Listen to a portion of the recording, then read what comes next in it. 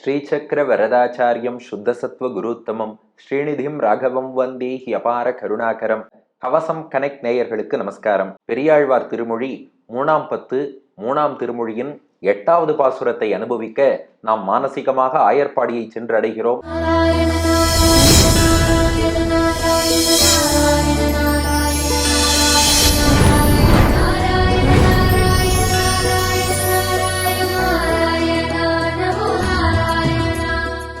பெரியாழ்வார் யசோதை மாடு மேய்த்து விட்டு வந்த குட்டி கண்ணனிடம் போன இடத்துல என்னென்னலாம் பண்ணேன்னு பேசிட்டு இருந்தா.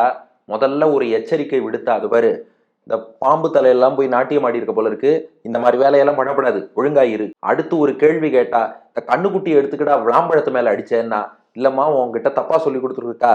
ஒரு அசுரன், கண்ணுக்குட்டிக்குள்ள ஒரு அசுரன், விளாம்பழத்துக்குள்ள அசுரன், அசுரனை கொண்டு அசுரனை அடித்தேன். ஓ அப்படியா, பாராட்டிட்டா.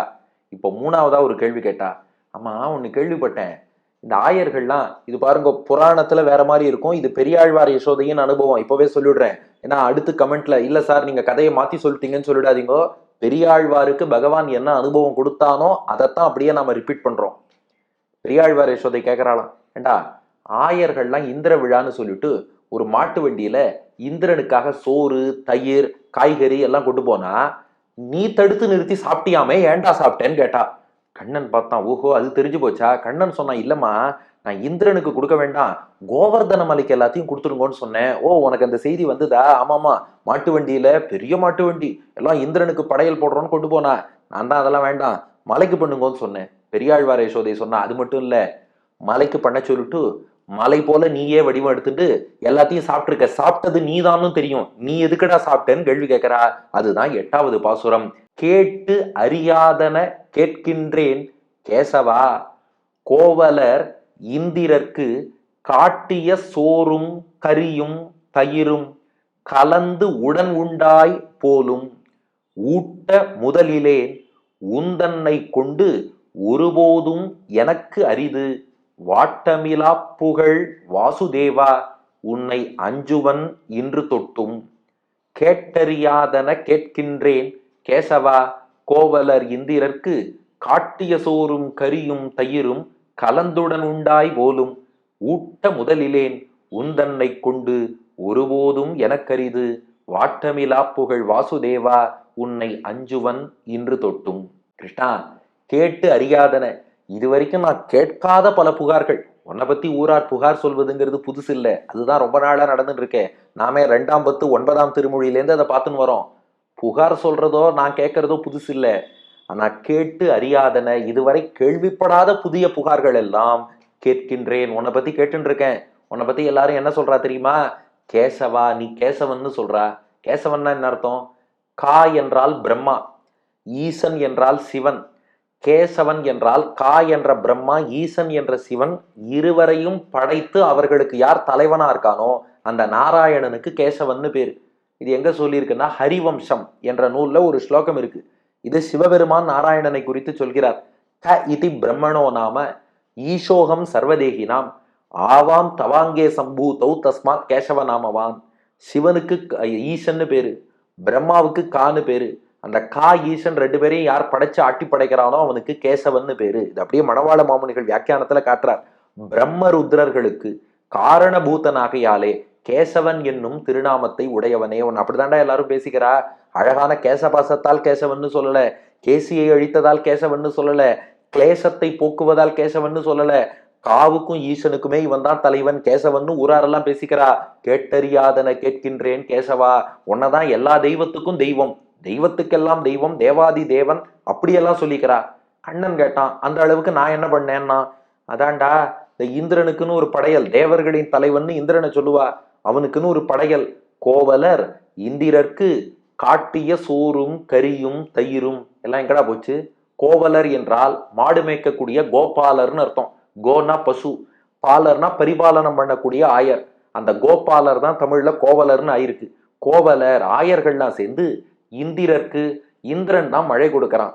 நம்ம வாழ்க்கையெல்லாம் மழையை நம்பி இருக்கு. பொதுவா ஆயர்களின் வாழ்க்கைங்கிறது மாடுகளை நம்பி. அந்த மாடுகள் நல்லா பால் கறக்கணும்னா நிறைய புல்லு மேயணும், அந்த புல்லெல்லாம் நிறைய முளைக்கணும்னா அதுக்கு மழை பொழியணும். நீர்வளம், நிலவளம், பால்வளம், அல்டிமேட்டா மழையில தான் எல்லாம் ஆரம்பிக்கிறது. அதனால அந்த மழைக்கு அதிபதியான இந்திரனுக்கு ஒரு நன்றி சொல்லுவோமே, இந்திர விழா எடுப்போம்னு இந்திரருக்கு காட்டிய. காட்டிய என்றால் இந்த இடத்துல மாமுனிகள் வியாக்கியானம் அனுப்பி வைத்த. இந்திரனுக்கு காட்டினான்னா இந்திரனுக்குன்னு அனுப்பி வைக்கிறாளாம். அதாவது ஒரு பெரிய மாட்டு வண்டி ஒரு இடத்துல படையல் வைக்கணும்னு அவளுக்கு ஏற்பாடு. அந்த இடம் நோக்கி காட்டிய இந்திரனுக்காக அனுப்பி வைத்த சோறும், சாதம் நிறைய போறது, கறியும் காய்கறிகள்லாம் சமைச்சு தயார் பண்ணியிருக்கா, தயிரும், அத்தோடு தயிர், இவாளுக்கு பால் தயிர் வெண்ணெய் அதுதான் அவ சொத்தே, அதனால தயிர், சோறு, காய்கறி, தயிர் எல்லாம் கலந்து, எல்லாம் மொத்தமா கலந்து அவ கொண்டு போறா. இதுக்கு இந்திரனுக்காகன்னு. நம்ம கண்ணபிரான் இருக்கானே, கண்ணுக்குட்டி எல்லாம் மேய்ச்சிட்டோம். அப்பதான் திரும்பி வந்தானா, பார்த்தான், என்னது இது, மாட்டு வண்டியில இத்தனை உணவெல்லாம் போறது, இதெல்லாம் யாருக்கு அப்படின்னு கேட்டானா. அவ சொன்னா, இல்லப்பா இந்திரனுக்கு. எதுக்காக இந்திரனுக்கு இதெல்லாம் கொண்டு போறேள்? அவன் தானப்பா மழை கொடுக்கறான், அவனை நம்பிதான் நாம இருக்கோம். கண்ணன் சொன்னானா. யார் சொன்னது? கோவர்தன மலை இருக்கு பாருங்க, இந்த மலை தான் மேகங்களை எல்லாம் தடுத்து மழை பொழியும்படியாக பண்றது. அதனால நீங்க என்ன பூஜை பண்ணணும்னாலும் இந்திரனுக்கு பண்ணாதீங்கோ, கோவர்தன மலைக்கு பண்ணுங்கோன்னா. ஓ, கிருஷ்ணன் சொன்னா சரியா தான் இருக்கும், இப்போ இதெல்லாம் என்னப்பா பண்றது? அப்படியே வாங்கோ, பக்கத்திலேயே மலை இருக்கு, வந்து பூஜையை பண்ணுங்கன்னா நேரா அந்த உணவு பண்டங்களை எல்லாம் கோவர்தன மலைக்கு கொண்டு வந்து படைத்தார்கள். அவ்வாறு படைக்கும் போது கிருஷ்ணன் என்ன பண்ணானா, கலந்து எல்லாத்தையும் மொத்தமா கலந்து உடன். உடன் அப்படின்னா இந்த இடத்துல மிச்சம் இல்லாமல்னு அர்த்தம். உண்டாய் போலும், சாப்பிட்டுட்ட போல இருக்கே. அதாவது கிருஷ்ணன் என்ன பண்றான், கோவர்தன மலை அடிவாரத்துல கொண்டு போய் எல்லாத்தையும் வச்சா. கிருஷ்ணன் சொன்னான், இந்த மலைக்கு ரொம்ப கருணை ஜாஸ்தி, இந்திரனுக்கு நீங்க சமர்ப்பிப்பேள், அவன் சாப்பிட்றத கண்ணால பார்க்க முடியாது, அவன் உருவத்தையும் கண்ணுக்கு காட்ட மாட்டான். இப்ப இந்த மலை என்ன பண்றது பாருங்கோ, அதோ பார் அப்படின்னா. அந்த மலையில இருந்து ஒரு தேவதை வந்தது. அகம் கோவர்தனோஸ்மி, நான் தான் கோவர்தன மலை. அது வேற யாரும் கிடையாது, இங்க சிறுவனா நின்று இருக்க அதே கிருஷ்ணன், நான் தான் கோவர்தனம்னு இன்னொரு வடிவம் எடுத்துட்டு அப்படியே வந்தான். உணவெல்லாம் நானா தயாரிச்சிருக்கேள், அப்படியே சாப்பிட்றேன்னு மாட்டு வண்டிக்குள்ள அப்படியே கையை விட்டு சோறும் கறியும் தயிரும் கலந்து மொத்தமா எல்லாத்தையும் கலந்தானாம். அது சில பேருக்கு ஒரு சில உணவோட சிலது கலந்தா பிடிக்காது. சில பேருக்கு என்ன பொங்கலோட தயிரை போய் கலக்கறியே அதெல்லாம் கேட்பா. ஆனா கண்ணபிரான் என்ன பண்ணிட்டான், சோறு கறி தயிர் மூணையும் மொத்தமா கலந்தானா. கலந்து உடன் மிச்சமே வைக்காமல் உண்டாய் போலும். பாரு, நீ தானே சாப்பிட்டுருக்க, ஏன் போலுங்கிறான்னா, கோவர்தன மலை சாப்பிட்டுதுன்னு நீ ஊரை ஏமாத்தினாலும் நீ சாப்பிட்டுருக்க போல இருக்கு, நீ தான் சாப்பிட்டுருக்க போல இருக்கு. அவள்லாம் ஏமாறுவா, நான் ஏமாற மாட்டேன்டா. ஊர்லயே பல பேர் உன்னதான் சந்தேகப்படுறா, எங்கேயாவது மலை எழுந்து வந்து சாப்பிடுமா, இவன் தான் ஏதோ மாயம் பண்ணியிருக்கான்னு நினைக்கிறா. எல்லாத்தையும் நீ தானே சாப்பிட்ட, கலந்து உடன் உண்டாய் போலும். இந்திரனுடைய பாகத்தையே தடுத்து நீ சாப்பிட்றன்னா நீ இந்திரனுக்கும் மேம்பட்ட ஒத்தனாக கேசவனாகத்தானே இருக்கணும். அப்படிப்பட்டவனா இருக்கேன்னா, அவ சொன்னதுல இருந்து எனக்கு இப்ப என்ன பயமா இருக்குன்னா, நாளையில இருந்து உனக்கு நான் என்ன சாதம் ஊட்டுவேன், ஊட்ட முதலிலேன். முதல் அப்படின்னா கை முதல்னு அர்த்தம், வீட்டுல சாமான்னு அர்த்தம். வீட்டுல என்ன ஸ்டாக்குன்னு சொல்றோம் இல்லையா, அதுதான் முதல், கை முதல்.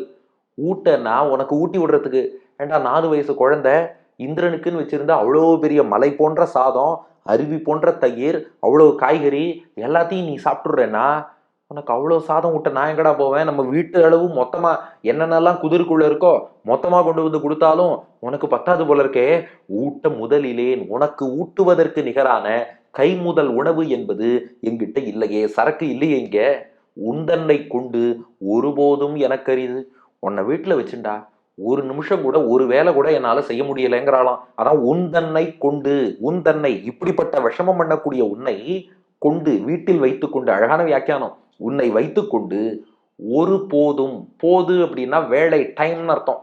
பொழுதுன்னு சொல்லுவோம் இல்லையா, அதுதான் போது. ஒரு போதும்னா எந்த நேரமும் எப்ப பார்த்தாலுமே எனக்கு அரிது. அரிதுன்னா கஷ்டம், எனக்கு எல்லாமே கஷ்டமா இருக்கு. உன்னை வீட்டுல வச்சுட்டாலே எனக்கு எல்லாம் கஷ்டம்தான். என்னடா இது, பகவானை போய் இப்படி சொல்லலாமான்னா, இதெல்லாம் செல்லமா சொல்ற வார்த்தை. ஏன்டா கொஞ்ச நெஞ்ச விஷமமா பண்ற, உன்னை வீட்டுல வச்சுட்டு இருந்தாலே எனக்கு அரிது, என்னால ஒரு வேலையும் செய்ய முடிய மாட்டேங்கிறது, உன்னையே தான் பார்க்க வேண்டியிருக்கு. இப்படி பண்ணலாமா? வாட்டமிலா புகழ் வாசுதேவா. வாசுதேவன்னா வசுதேவனுடைய மகன் அர்த்தம். நீ ஆயர்பாடிக்கு நந்தகோபனுக்கு வளர்ப்பு மகனாக வந்திருக்கிறாய். ஆனா உன்னுடைய பெற்ற தந்தை யாரு? வசுதேவர். அந்த வசுதேவர் எப்படிப்பட்டவர்? வாட்டமிலா புகழ், வாட்டம் இல்லாத குறைவில்லாத புகழை கொண்டவர், எப்போதும் வாடாத புகழ், புகழ் கொண்ட வாசுதேவானா அப்படிப்பட்ட வசுதேவருடைய மகனேன்னு அர்த்தம். உங்க அப்பா வசுதேவர் அவ்வளவு சாதுன்னு பெயர் பெற்றவர். வசுதேவர் பிள்ளைன்னு வந்து வீட்டுக்குள்ள வந்தாலும் விஷமம் பண்ற, வெளியில போனாலும் அவ ஏதோ மாட்டு வண்டியில இந்திரனுக்குன்னு ஏதோ விழா எடுத்துட்டு இருக்கான்னா அதை போய் தடுத்து கோவர்தன மலை கொடுக்குற. ஏன்பா, உங்க அப்பாவின் புகழ் வாடாம இருக்கு, உன் புகழ் வாடிடுத்துனா என்ன பண்ணுவேன்னு கேட்கறாளாம். அதுதான் வாட்டமிலா புகழ் வாசுதேவா.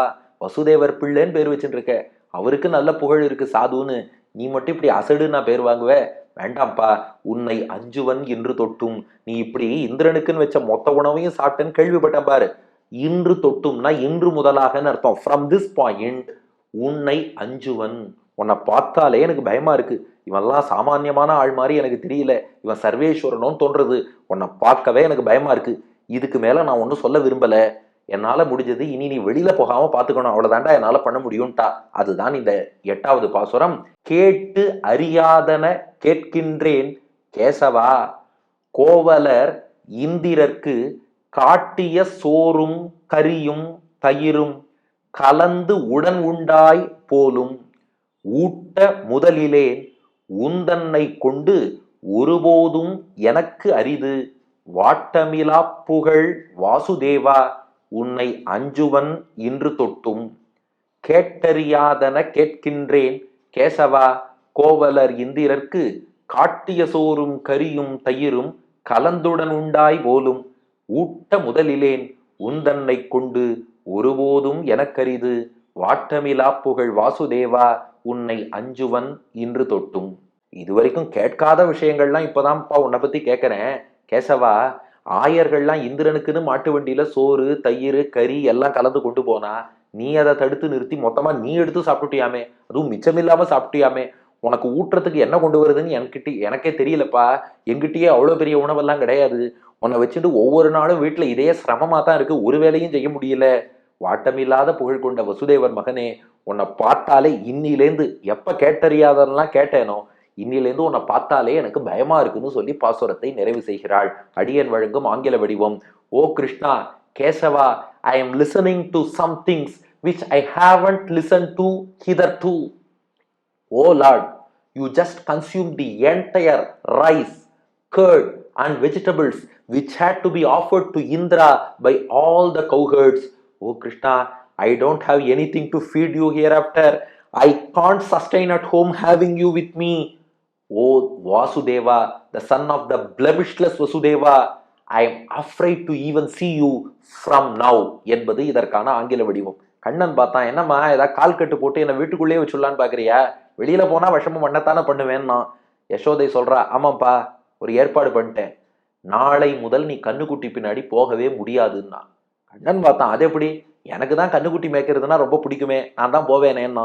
பெரியாழ்வார் யசோதை சொன்னா, இன்னைக்கு தெரியாம உன்னை அனுப்பிட்டேன் கண்ணா, நீ நாளை தொட்டு கன்றின் பின் போகேல், நாளை முதல் நீ போக முடியாது. உனக்கு ஒரு செக் வச்சிருக்கேன்னா, கால்கட்டு. என்ன கால்கட்டு? கால்கட்டுனா என்ன அர்த்தம் தெரியும் இல்லையா? பொதுவாக உலக வழக்கத்திலேயே கால்கட்டுனா கல்யாணம்னு அர்த்தம். அதனால உனக்கு கல்யாணத்துக்கு ஏற்பாடு பண்ணிட்டேன். இந்த நப்பின்னை பிராட்டி இருக்காளே, யசோதையனுடைய அண்ணன் மகள், சின்ன வயசுலயே கிருஷ்ணன் 7 காளைகளை அடக்கிட்டான். அதனால நப்பின்னையின் தந்தை கும்பன் என்ன சொல்லிட்டான், என்ன தெரிந்தாலும் நப்பின்னை கிருஷ்ணனுக்கு தான் மனைவியாக வேண்டியவள், இப்போவே உங்க ஆத்துக்கு அழிச்சுன்னு போயிடு, எப்ப திருமண பருவம் வருதோ அப்ப கல்யாணம் பண்ணி வைன்னு யசோதையிட்ட சொல்லி அனுப்பியிருக்கான் கும்பன். நப்பின்னை கிருஷ்ணனோட தான் சின்ன பொண்ணா வளர்ந்துட்டு இருக்கா. பெரியாழ்வார் யசோதை பார்த்தா, கால் கட்டு போட்டுட வேண்டித்தான், நப்பின்னைக்கும் உனக்கும் கல்யாணத்துக்கு ஏற்பாடு பண்ணிட்டேன், அதனால நாளை முதல் நீ போப்படாதுன்னு கால் கட்டு போட போறா. அடுத்த பாசுரத்தில் காண்போம். பெரியாழ்வார் திருவடிகளே சரணம்.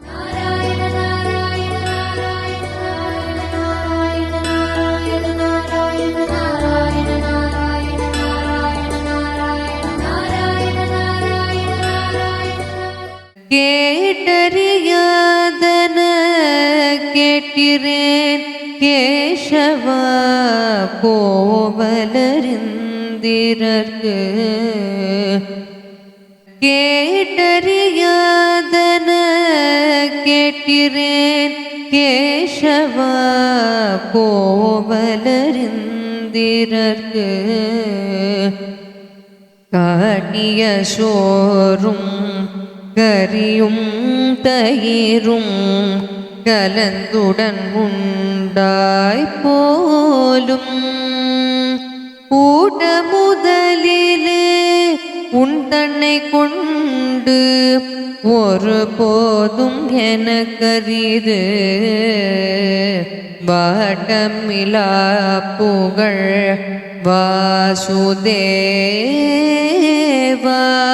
உன்னை அஞ்சுவனின்று தொட்டும்